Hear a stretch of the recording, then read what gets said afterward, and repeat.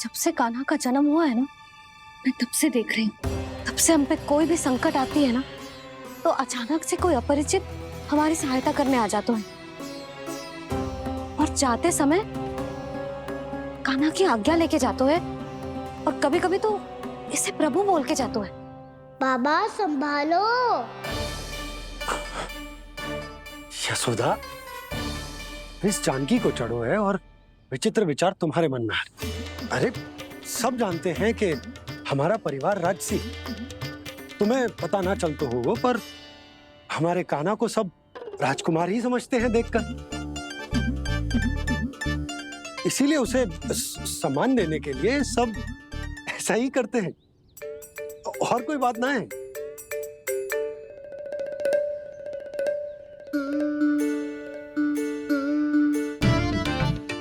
अब जी मेरे लल्ला को ऐसे क्यों घूर रहे हैं? बुरी दृष्टि लगाएंगे क्या? वैद्यराज जी, आपके सहायक तो गए, अब आप यहाँ क्यों? वो क्या है ना, मैं अपने रोगी का निरीक्षण करके पूरी तरह से संतुष्ट होकर ही जाता हूँ।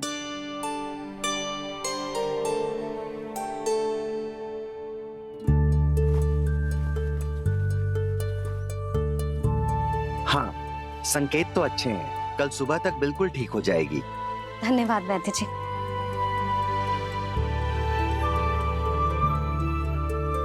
बस तो फिर हम कल पकड़न पकड़ाई खेलेंगे जानकी।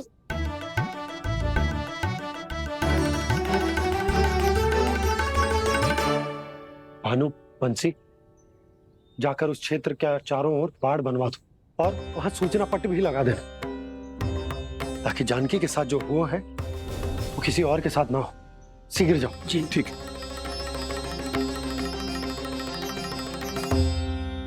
बाड़ और सूचना पट लगवाने से समस्या का समाधान नहीं होगा बाबा।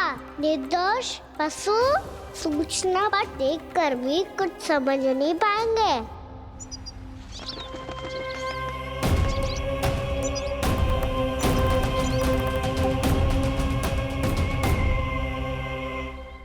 तो तुम्हारे कहने का अर्थ यह है कि व्योमासुर मारा जा चुका है और वो बालक अब भी जीवित है। हाँ महाराज, मैंने गोप बालकों को कहते सुना था कि कृष्ण ने छलिया को मोक्ष दे दिया है, पर वृंदावन सुरक्षित नहीं है महाराज। वो एक बहुत बड़ी समस्या से जूझ रहे हैं। कैसी समस्या? गांव के निकट क्षेत्र में किसी विषैले सर्प का निवास है। उसके विष का प्रभाव इतना भयानक है महाराज, जैसे विष ना हो, स्वयं हलाहल हो। मेरी कोई भी औषधि रोगी का उपचार नहीं कर पा रही थी। निकट के क्षेत्र में कहाँ है वो सर्प? गोप मानते हैं कि वो सर्प गांव के निकट यमुना नदी के जल में रहता है। मुझे तो लगता है महाराज, ये कालिया नाग की कथा कोई किंवदंती या लोक श्रुति नहीं, एक सच्चाई है, एक विषैली सच्चाई।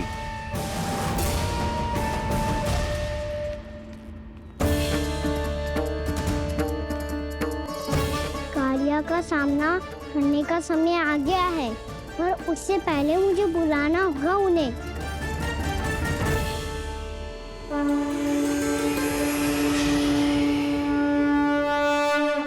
संसार के दारुण भय का नाश करने वाले, सभी कष्टों का हरण करने वाले, विश्व का समस्त ऐश्वर्य प्रदान करने वाले, कमल जैसे लोचन, मुख और चरणों वाले आजानुभूत श्री राम को मैं बार बार नमस्कार करता हूँ।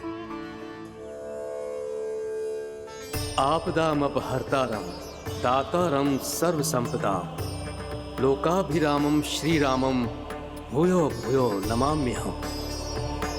कागभूषोंडी, कागभूषोंडी, कागभूषोंडी। प्रभु क्षमा करें, मुझे जाना होगा।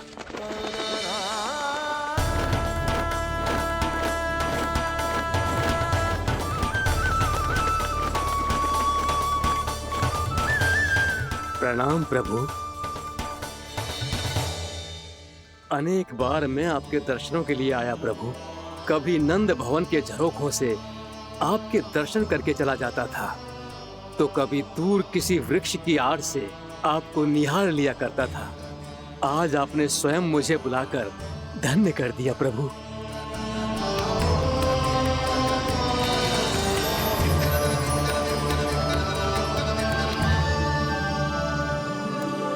मैंने आपको यहाँ एक विशेष कारण से बुलाया है। आपके श्राप से इस कालिया नाग को मुक्त करने का समय आ गया है। ये तो बहुत ही उत्तम समाचार है प्रभु। इतने वर्ष बीत गए, मुझे आज भी स्मरण है वो दिन जब मैंने उन्हें श्राप दिया था। अपने क्रोध पर नियंत्रण खोकर बहुत बड़ी भूल कर दी थी मैंने प्रभु। बीती हुई घटनाओं पर दुखी होके कोई लाभ नहीं है। हमें भविष्य की ओर देखना होगा।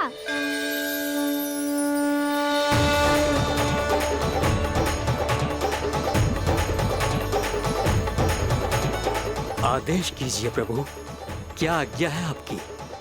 जब मैं कालिया नाग का सामना करने जाऊं, तो आप यही रहेगा। आपको अपने आप पता चल जाएगा कि कब क्या करना है। और हाँ, लौटते जाते समय नारद मुनि से कहिएगा, वो आकर मुझसे भेंट करे। अवश्य प्रभु, प्रणाम। क्या इसने सच्ची में देवर्षि नारद को बुलाया है?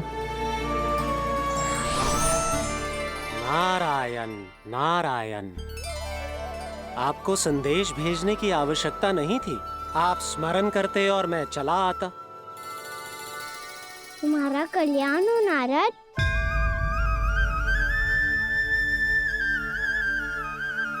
मैंने तुम्हें एक विशेष कार्य के लिए बुलाया है। आज्ञा दीजिए प्रभु। तुम्हें एक बार फिर कंस से भेंट करनी होगी। विचार कीजिए महाराज, क्या आप बिना किसी शंका के कह सकते हैं कि कौन सी पंखुड़ी पहली है और कौन सी आठवीं? उस दुष्ट से भेंट करना स्वयं कीचड़ में उतरने के समान है प्रभु। कमल पुष्प प्राप्त करना हो तो कीचड़ में उतरना पड़ता है नारद। आपका आदेश तो मैं स्वप्न में भी नहीं टाल सकता प्रभु। कंस कालिया नाग के बारे में जान गया है, पर वो उसका सामना करने का साहस नहीं कर पाएगा। मैं आतुर हूँ प्राप्ति, मूर्ख नहीं। मेरी बुद्धि फिर नहीं गई है। मैं स्वयं उस कालिया जैसे महाविषैले सर्प के सामने खड़ा हो जाऊं और अपने ही काल को आमंत्रित कर लूं। तो फिर अपने लाभ के लिए उसका प्रयोग करने का कोई और उपाय सोचिए स्वामी। कुछ ऐसा कीजिए कि यमुना नदी का पूरा जल विषैला हो जाए और वृंदावन वासी उसका उपयोग करे, और आपका काल कहलाने वाला वो बालक स्वयं काल के गाल में चला जाए। उत्तम उत्तम सुझाव है प्राप्ति। अब मुझे उस कालिया तक पहुंचने का मार्ग ढूंढना होगा। उसको विवश करने का कोई उपाय ढूंढना होगा, क्योंकि व्यक्तिगत रूप से उससे भेंट करना असंभव है। असंभव। आप सही कह रहे हैं प्रभु। कंस में उतना सामर्थ्य नहीं कि वो कालिया नाग का सामना स्वयं कर सके। वैसे तो कालिया गरुड़ देव का भी सम्मान नहीं करता, तो फिर वो कंस का सम्मान क्यों करेगा भला? नहीं करेगा, पर कंस तुम्हारा सम्मान अवश्य करेगा नारद। तुम्हारी बातें भी सुनेगा और मानेगा भी। ये मेरी योजना का बहुत ही महत्वपूर्ण भाग है। तुम कंस के पास जाओ और कहो कि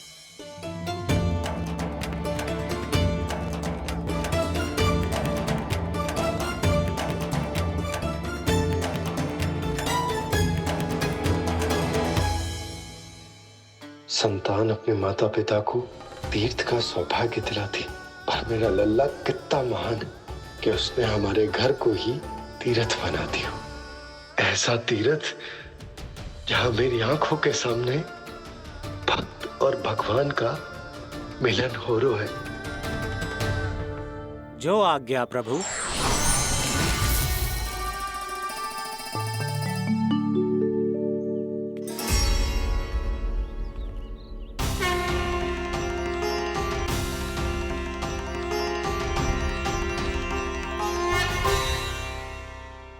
बाबा, कान्हा, ये सब क्या चल रहा है? पहले काक भुसुंडी जी और फिर जे नारद जी। क्या योजना बना रहे हो तुम? कान्हा, बता ना लल्ला, क्या सोच रहे तू? कान्हा देख, अगर तुझे अपने बाबा को ना बताना हो ना, तो अपने भक्त को बता दे। क्या सोच रहे हो लल्ला? क्या करने वाले हो आप?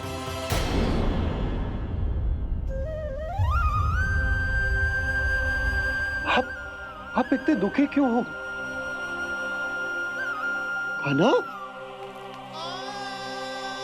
कान्हा, क्या होगा? क्योंकि मुझे आभास हो गया है बाबा, समय आने वाला है। कौन सा समय आने वाला है लल्ला? इसीलिए सब कुछ बदलने वाला है। भैया को मेरा सत्य पता चल जाएगा बाबा।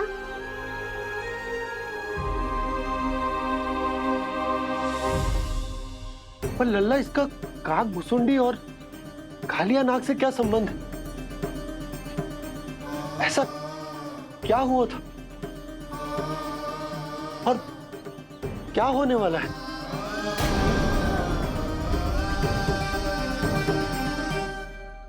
जो होने वाला है बाबा, उसका संबंध उससे है जो सैकड़ों वर्ष पहले हुआ था।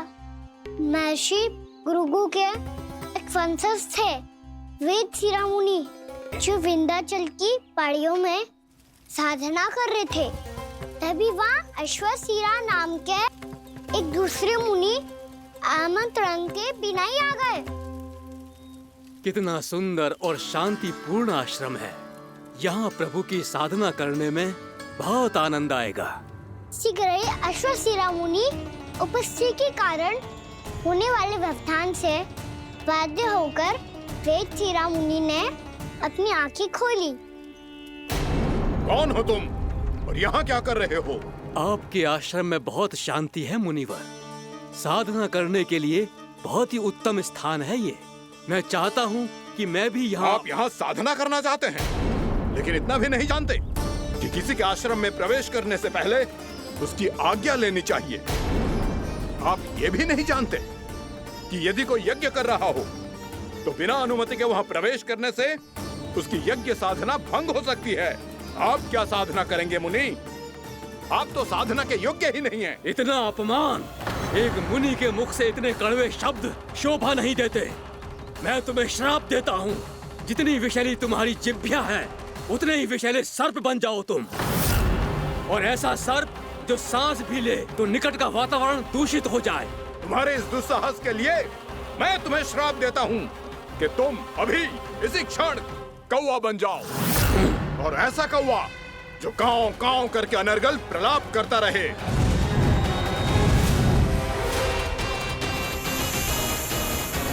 ये मैंने क्या किया? ये मैंने क्या किया?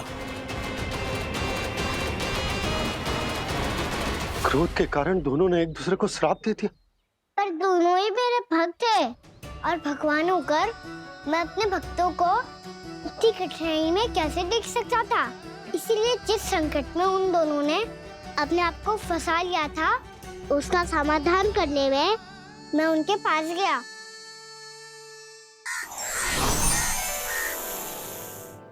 देखिए ना प्रभु, ये क्या हो गया हमसे? हमारी रक्षा कीजिए प्रभु, मार्ग दिखाइए हमें।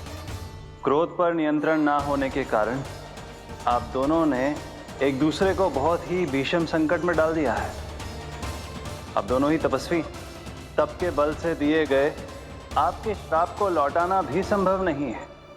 प्रभु कोई तो उपाय होगा, हम आपके शरण में हैं प्रभु। अपराध तो हमसे हुआ है प्रभु, पर अब आपसे ही आशा है।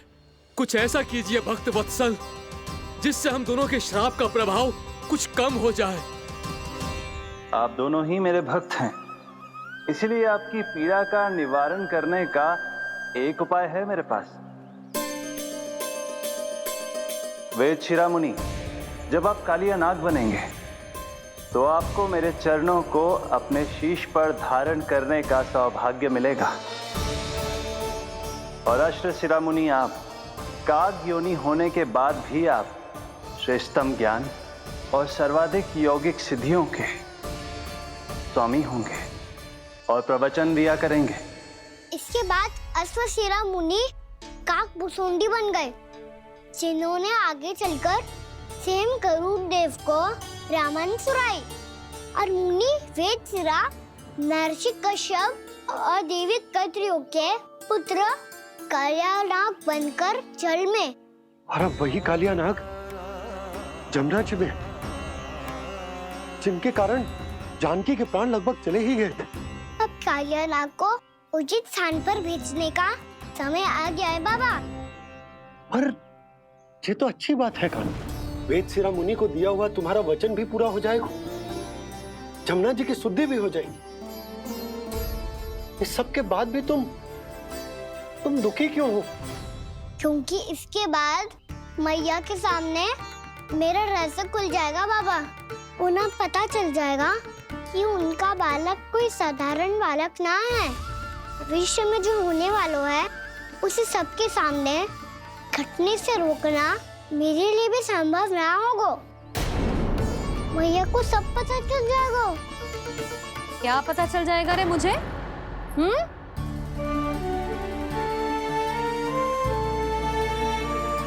यही कि सबसे अधिक प्रेम मैं आपसे ही करता हूँ। अब बस भी कर, चलो भोजन के लिए बुलाने आई थी तुम दोनों को। भूखा थोड़े ना रहने दूंगी अपने लल्ला को, मेरा लल्ला दुर्बल हो जाएगा ना। आप खिलाओगे तो ही खाऊंगा।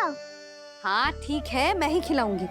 अब चल, आओ जी, चल।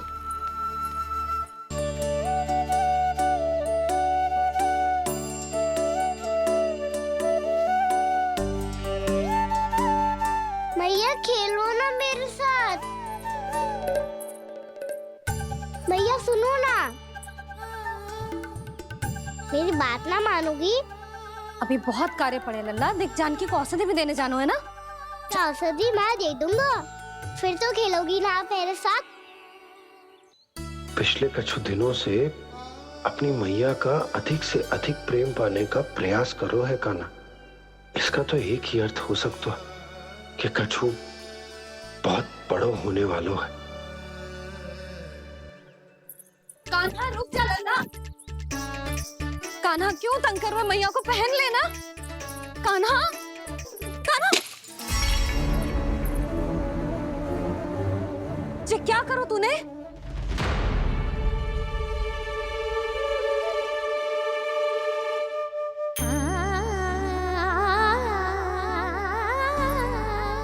अच्छा ठीक है, अब मुंह लटकाने की आवश्यकता ना है। ये ले।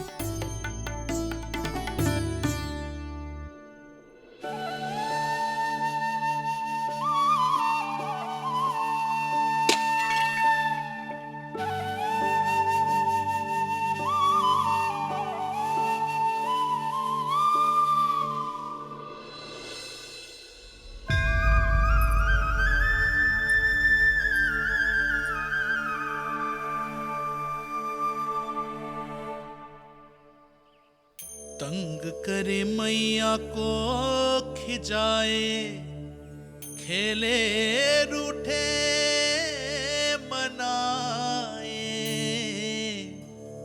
लीला अनोखी करके शरारत, कान्हा दंड भी पाए।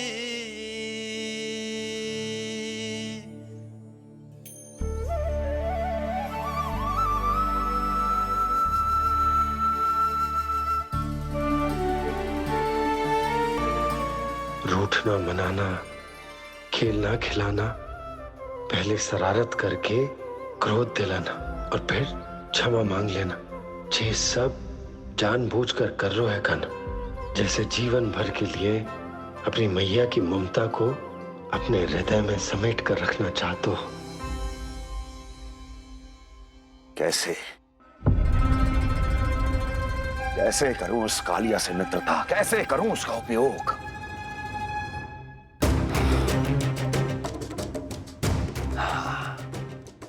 उस पर आक्रमण कर देता हूं और उसे किसी ना किसी तरह से यह विश्वास दिला देता हूं कि यह आक्रमण उस विष्णु अवतार ने किया है। फिर वो क्रोध में आकर सारे वृंदावन वासियों को अपने विष से समाप्त कर देगा। उचित है, ये उचित है। नारायण हरि, नारायण हरि।